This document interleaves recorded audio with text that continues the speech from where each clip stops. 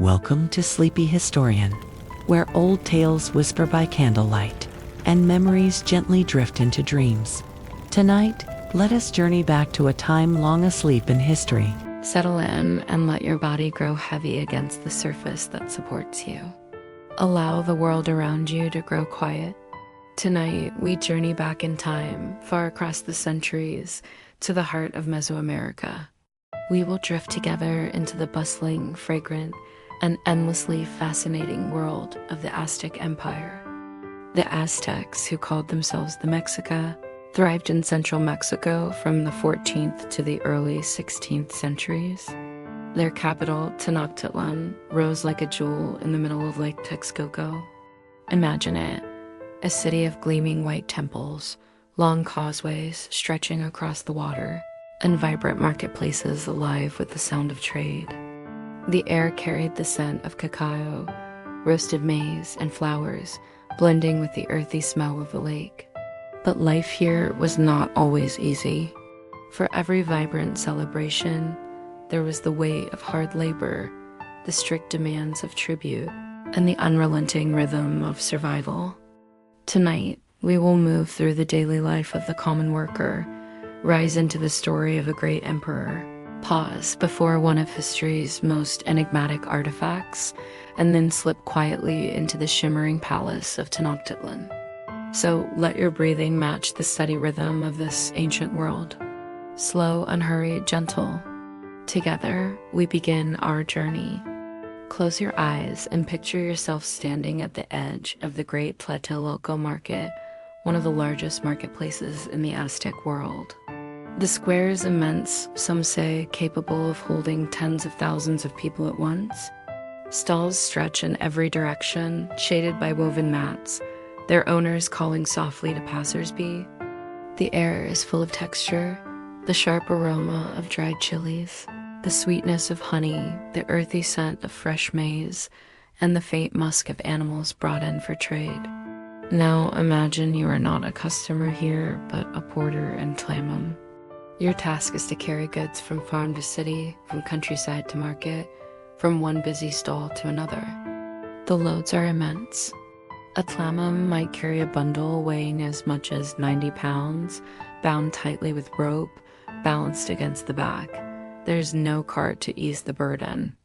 Wheels, though known, were not used for transport in this society.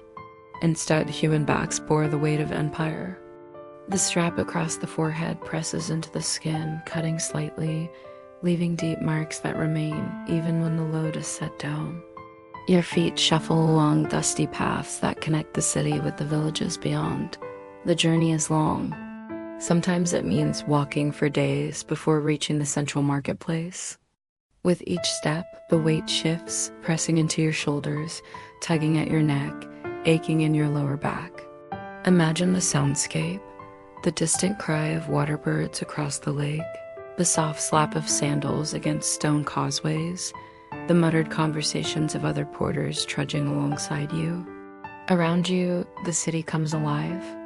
Temple bells chime faintly in the distance. A priest chants somewhere, his words rising and falling like a slow tide. Life as a porter is not only physically demanding, but also tightly controlled by the tribute system. Much of what you carry is not even yours. Maize, cacao, cotton, obsidian tools, all owed as payment to local rulers or to the great emperor himself. You may grow your own food, yet so much of it must be surrendered as tribute. The marketplace for you is less a chance to prosper and more a duty to fulfill.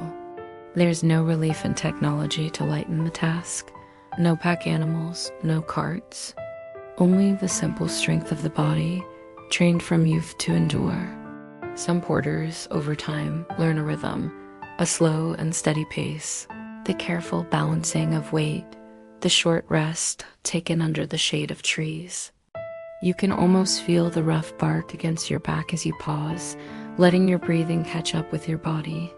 Then, with no more than a sigh, you rise again. And yet, the porter is essential. Without these men, the great city could not thrive. The fragrant cacao that sweetens the drink of nobles, the shimmering feathers that adorn the temples, The obsidian blades that cut with unrivaled sharpness, all of it passes first through the aching shoulders of market porters. The irony is clear. The city dazzles, but it is built upon weary footsteps. Imagine yourself now, weaving through the crowd at Tlatelolco, your bundle towering behind you, careful not to bump against the painted pottery, the stacks of maize, or the piles of cacao beans that serve as currency. Every movement requires patience and precision. And at day's end, when the market begins to grow quiet, your body is sore, your legs heavy. Yet tomorrow, the cycle repeats itself, the steady rhythm of labor, the endless weight upon your back, the silent endurance that keeps the empire alive. Imagine now that we drift away from the marketplace, leaving behind the weary porters and the hum of trade. The scene shifts, and we find ourselves walking through the wide causeways of Tenochtitlan, the island city shimmering like a vision upon the waters of Lake Texcoco. Rising above it all is the palace of the emperor, Moctezuma II, known also as Montezuma. Moctezuma was no ordinary ruler. Born into the royal family around 1466, he grew up in a world of ritual, tradition, and conquest.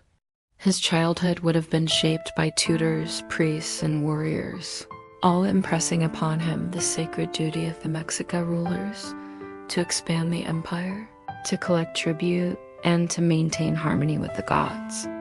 When he rose to power in 1502, Moctezuma II inherited a vast empire stretching across central Mexico. His rule extended over millions of people, many of them conquered subjects, who resented the heavy tribute demanded of them. He was known for his refinement, his strictness, and his devotion to ceremony. He surrounded himself with priests, astrologers, and wise men, consulting them before making decisions. Picture his palace, a sprawling complex of courtyards and rooms, gardens where exotic birds fluttered in golden cages, and pools where shimmering fish swam. The air was filled with the scent of copal incense, wafting gently as priests performed daily rituals. Nobles and ambassadors gathered in hushed conversations, while servants moved quietly, their footsteps muffled against the polished floors. Moctezuma's demeanor was formal, even intimidating. When commoners approached him, they were expected to bow deeply, not meeting his gaze. He rarely appeared in public without layers of fine cotton robes and shimmering turquoise jewelry, each piece symbolizing his elevated status. His presence itself was thought to embody divine authority, and then in 1519, whispers began to circulate. Strange visitors had arrived on the coastmen with pale skin, clad in metal, arriving on floating structures larger than any canoe. These were the Spaniards, led by Hernan Cortes. Moctezuma received reports of their arrival with great caution.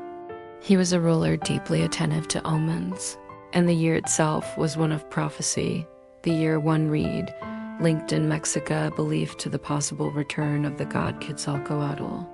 To many, it seemed no coincidence that these foreign men had appeared just then. As Cortes and his men marched inland, defeating and allying with local peoples along the way, Moctezuma struggled with indecision. Should he confront them with force, or should he welcome them as potential envoys of the divine? He chose diplomacy.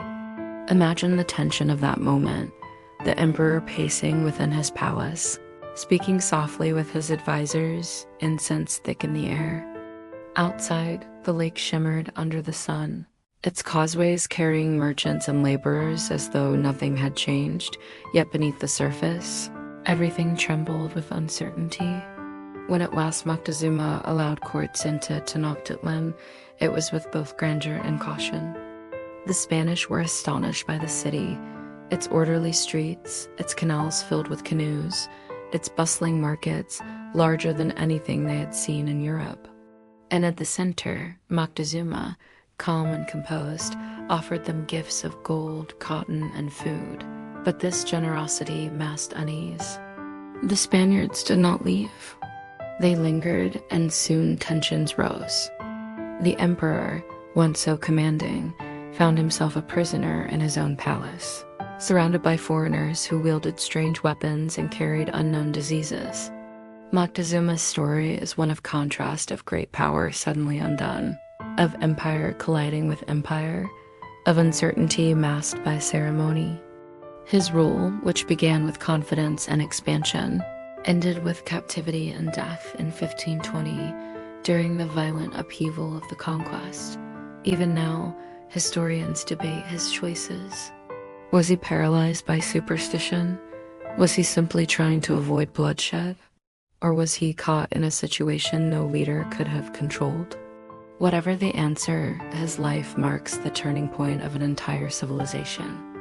And as we leave Moctezuma in his shadowed palace, the incense still curling upwards in the air, we prepare to turn to something different, a monument, not of a single man, but of a people, the great sunstone, a mysterious symbol of Aztec cosmology.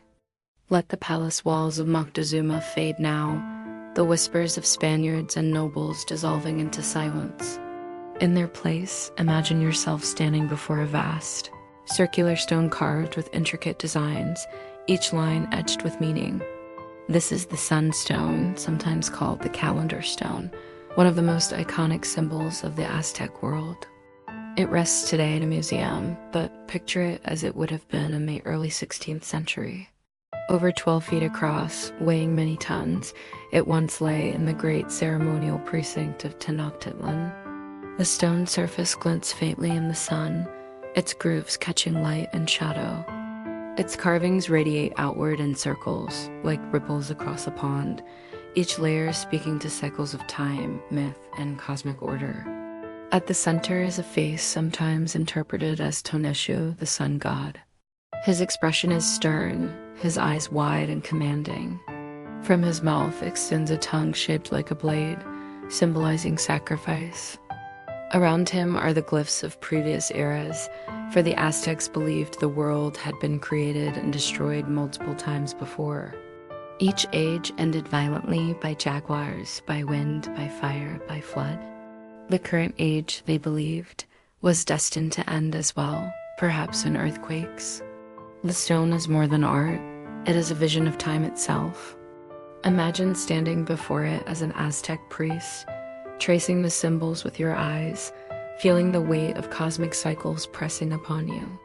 Time was not linear for the Aztecs, but circular, repeating, turning endlessly like the carved rings of the stone.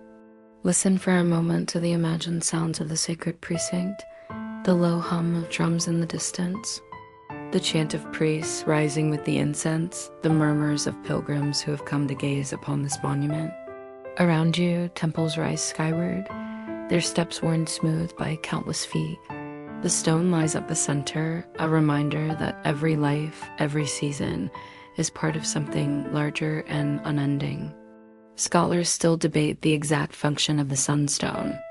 Was it a calendar, a ritual object, or a cosmic map? Perhaps it was all three. Its design reflects the 260-day ritual calendar, the 365-day solar year, and the grander cycles of celestial movement. To the Aztecs, time itself was alive, breathing, moving, demanding balance through ritual and offering. Imagine the texture of the stone under your fingertips, cool, rough, unyielding. Its carvings would have been painted in bright pigments, reds, blues, yellows, that have long since faded. What remains today is the skeleton of its brilliance, yet even without its colors, the patterns pull the eye inward, deeper and deeper toward the face at the center. For the Aztecs, to live was to exist within these cycles, to accept that each day was both ordinary and cosmic, tied to forces beyond human control. The sunstone reminded them that they were not simply people in a city, but participants in the great story of the universe. And as you stand before it in your imagination, let your breathing match its rhythm. Steady, circular, repeating, endless. The sunstone speaks not of haste, but of inevitability of time moving with a quiet but unstoppable force. Now, let us leave the sacred precinct and step softly into the palace once more. This time, not as captives or rulers, but as quiet observers of daily life among the elite of the foods they tasted, the jewels they wore, and the ceremonies that shaped their days. Now, imagine stepping into the heart of Tenochtitlan once more, but this time not into its crowded markets or sacred temples. Instead, you enter the palace, the residence of the Aztec emperor and his household. The noise of the marketplace fades, replaced by a quieter, more controlled atmosphere. The air here is fragrant with incense, the floors smooth beneath your feet, and the walls adorned with painted designs. The palace is vast, more like a small city within the city. Courtyards open into gardens where flowers bloom in carefully tended beds. Streams of clear water run through channels, feeding pools where fish flicker beneath the surface. Exotic birds sing from perches, their feathers gleaming in shades of emerald, scarlet, and gold. Servants move quietly through the corridors, their voices hushed, their steps deliberate. Daily life in the palace follows a steady rhythm. Imagine the emperor at his morning meal. The dishes brought before him are not simple. They include steaming tamales filled with beans or chilies, turkey roasted with spices, and foaming cups of chocolate flavored with vanilla and honey. This chocolate drink is rich and bitter, whipped to create a froth that rises in the cup. It is no common beverage, but a luxury reserved for nobles and warriors of great renown. As you picture this, consider the contrast in the marketplace. Porters struggle under crushing burdens, their meals little more than maize gruel. Here in the palace, flavors are layered, ingredients gathered from across the empire. Pineapples, avocados, fresh tortillas still warm from the fire. Every bite speaks of wealth, of tribute collected from distant lands. Jewelry, too, marks the difference. Turquoise glimmers in necklaces, golden ornaments catch the light, and fine cotton cloaks are dyed in vivid colors. The nobility dress not only for comfort, but as a display of status. Imagine running your hand across the surface of a cloak woven so finely that it feels like silk, though made entirely of cotton. These garments are offered to the emperor by tribute, then distributed among his court. Ceremony structures much of palace life. Diplomats arrive, their offerings carefully arranged, and are received with formal speeches. Priests chant over rituals meant to secure divine favor for the empire. Musicians play in the courtyard's flutes with a soft, airy tone, drums that beat a slow, steady rhythm. The sounds linger, low and calming, echoing off the painted walls. Even leisure carries ritual significance. In one courtyard, nobles gather to play the ball game, using their hips to strike a heavy rubber ball through a stone ring. The game is not mere sport, but a reflection of cosmic struggle tied to the movement of the sun and moon.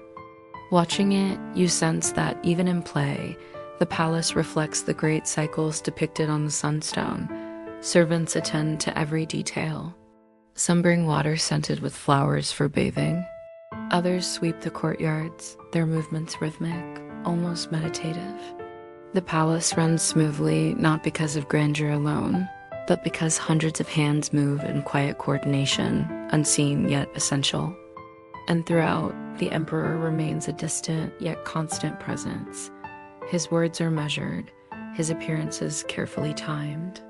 When he passes through a corridor, those nearby bow their heads, speaking softly if they speak at all. In his presence, the palace hushes as though time itself pauses. The contrast is striking. Beyond the walls lie the laboring porters, the crowded stalls, the endless tribute flowing in. Within the walls lies refinement, luxury, and ceremony.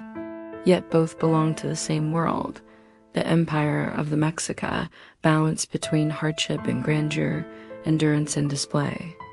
As night falls over the palace, torches flicker in their sconces, casting long shadows across the painted walls. The air cools, the sounds quiet. Imagine lying in one of the chambers, the scent of incense faint in the air, the distant hum of drums still echoing across the city.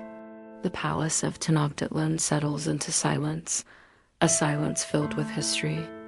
And so, dear listener, our journey through the world of the Aztecs comes gently to a close.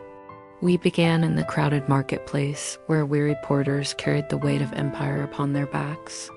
Their footsteps echoed across dusty causeways, a reminder that even the greatest cities depend upon the steady endurance of ordinary lives. We moved then into the palace of Moctezuma II, watching an emperor wrestle with choices that would shape the fate of his people. Surrounded by incense and advisors, he stood at the threshold of history, caught between prophecy and the unexpected arrival of strangers from across the sea.